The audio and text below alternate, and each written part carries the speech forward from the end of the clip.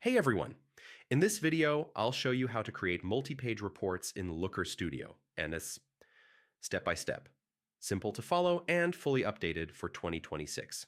If your dashboard feels cluttered or hard to navigate, yeah, splitting it into pages is the best fix. First, open your Looker Studio report or create a new one. By default, you'll see one page.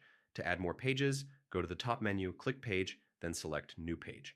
Instantly, a second page appears. Now, rename your pages so everything stays organized.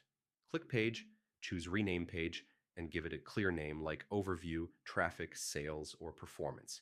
Clear page names help viewers understand your report at a glance. Next, move charts between pages.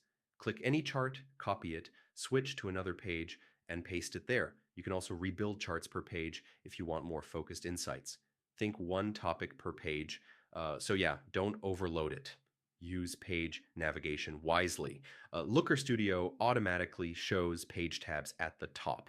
Keep page names short so they display nicely on smaller screens. Now apply page level filters. Filters added to a page only affect charts on that page, which is perfect for comparing data sections without impacting the entire report. This keeps your analysis clean and controlled. You can also duplicate pages.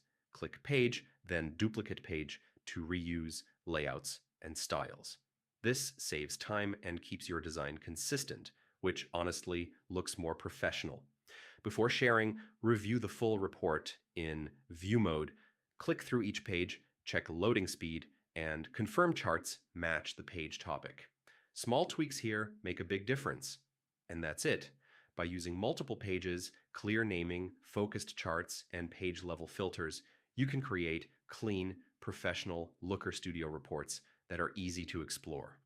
If this tutorial helped you, don't forget to like, share, and subscribe for more Looker Studio guides.